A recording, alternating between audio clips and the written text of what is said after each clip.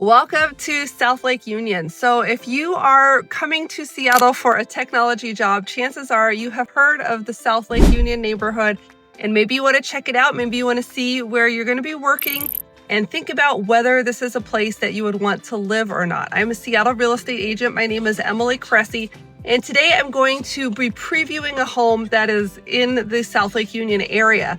So I'm going to drive you through this neighborhood so you can get an idea of what it's like as far as the street view goes. And then we'll see a couple of different housing options. We'll drive by some apartment buildings on the way, and we'll also take a look at a house so you can get an idea of what that's like and just see what some of your options are. It's hard when you're coming from a faraway location to really know, like, what am I getting myself into? So hopefully this video will shed some light on that. And of course, if you need help buying or selling a home, please feel free to email or call or text me. My info is on the screen and in the show notes, and I'm here to help. So without further ado, let's get on the road.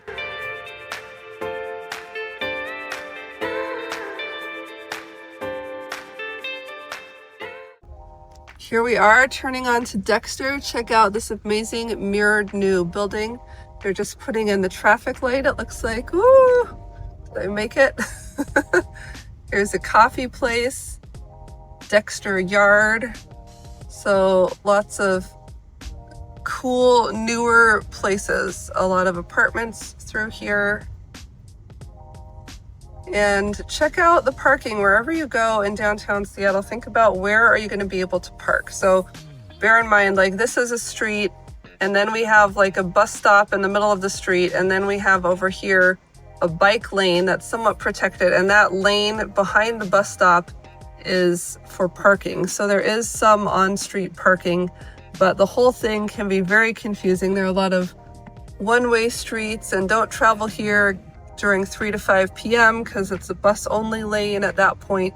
So you really have to keep your wits about you, and also look for the big P for parking garages. A lot of buildings will have parking garages where you can pay to park. Hopefully, if it's your home, you have at least one reserved parking spot if you want to have a car.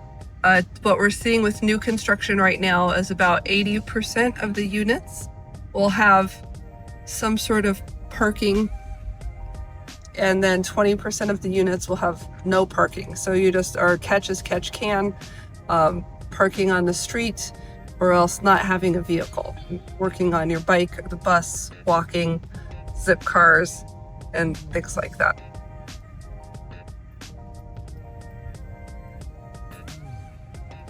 And pretty much what they're trying to do on a lot of these is have some sort of retail facility in the bottom, so that when you're walking down the street, there are places to go. The problem is that there aren't necessarily enough businesses that want to have a walkable shop, so filling those up has been somewhat problematic. So these are some of the houses on McGraw with the view out to the water. The Swedish Club, that's where they have the Swedish pancake breakfast. You hear advertised a lot in Ballard. Ballard was founded by Swedish fishermen, so they have a lot of Swedish and Nordic history there.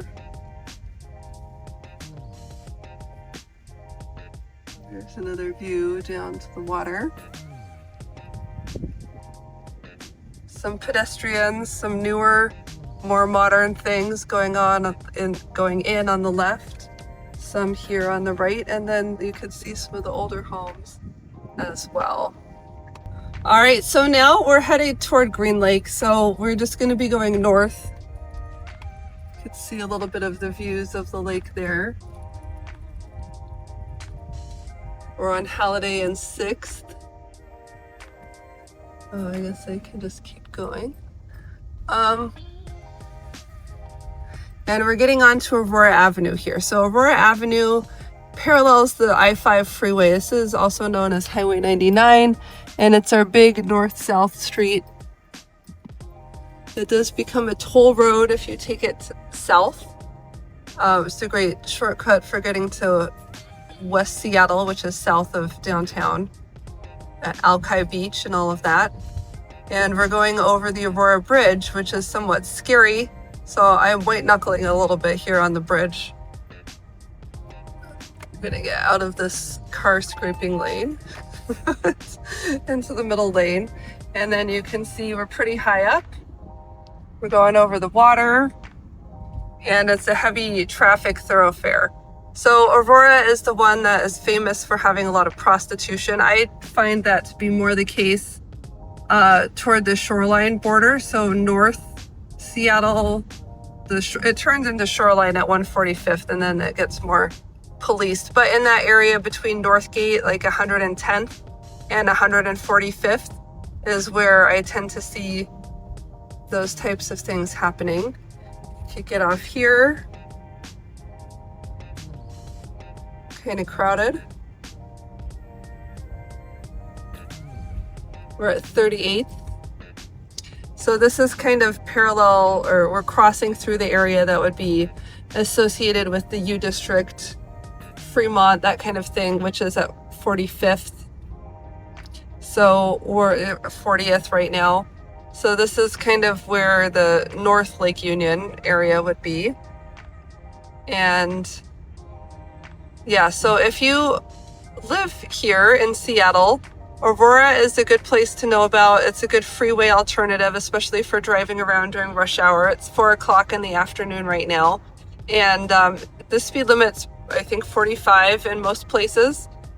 But it does have a lot of stoplights, and it can, as you see over there, it can have heavy traffic. So just depending on how far you're going and what your alternatives are, it's not always the best. There's the Rapid Ride bus center, or bus stop. So you can take a city bus from there. It's supposed to have, be more direct, fewer stops, that type of a thing. Some new construction apartments or something, it looks like, going in on the left.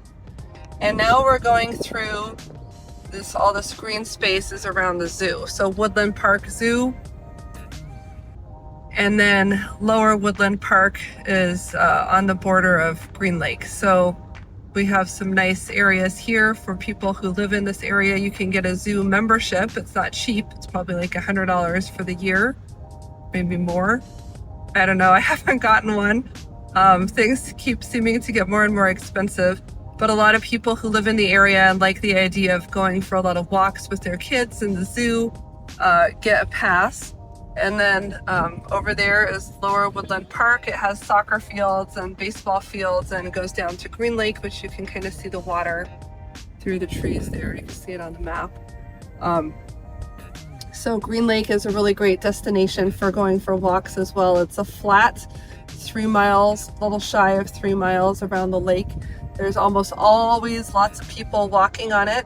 Dogs, joggers, roller skaters. They used to have bikers, but they have built this path. You can see this bicycle guy coming up. They built this bicycle path at a different level around the lake, trying to get the bicycles and the pedestrians a little bit more separation. But you can see there's a pedestrian on the bicycle path as well. So it's not like the police come and get you. But I suppose if you're good at biking and you go fast, it could be a little bit crowded to bike around on the down there at Green Lake. But if you're like a 5-year-old and you're going slower than your parents can walk, then that's probably still good. This is one of the places where my parents used to take us bicycling. And I think we, the children, were the only ones on the bikes. Also, there's a couple of beaches here at Green Lake where you can go swimming, and they have lifeguards in the summer. There is a kiddie wading pool, which was a huge hot spot for me when I was a baby, and also for my babies. It's about 1 to 2 feet deep, the whole thing. So there's no like big deep end where they can't swim, and they can go wading around and do squirt guns and sit on an inner tube. And it's just a really nice, safe water exposure. I believe the park is currently draining that whole thing out every night, and then they're refilling it with water, and they're treating it with chemicals. So it does stay, clean and sanitary as far as these things go. And it's a big outdoor wading pool put on by the public parks. I don't know if they fill it every day in the summer, or if the temperature of the air has to be a certain amount of warmth or what, but Anyway, that's a really nice place to live right there by Green Lake. And some really beautiful homes there, as well as townhomes, apartments, all sorts of other things. We're steering away from the lake and continuing on with Aurora Avenue now. There's this motorcycle shop that's been there forever. And then PCC, Community Market. It's behind those lights, but that's a fancy upscale grocery store. And then of course we have 7-Eleven and a lot of stuff that's not so fancy. Here's like looks like an abandoned building. I think a lot of these buildings are either on hold because they're going to build something else there, or else the business just wasn't able to continue to be viable because of high cost of rent, not as much foot traffic with people doing stuff online and all that. Cool. So I hope you liked looking around Lake Union with me. If you have any further questions, please feel free to get in touch with me. I'm Emily Cressey, Seattle real estate agent, and I'm here to help you understand what exactly is going on in our marketplace so you can find the right home that's going to be a good fit for you and your family and get it at the right price. So thanks so much for watching. Feel free to contact me, and I'll see you on the next video.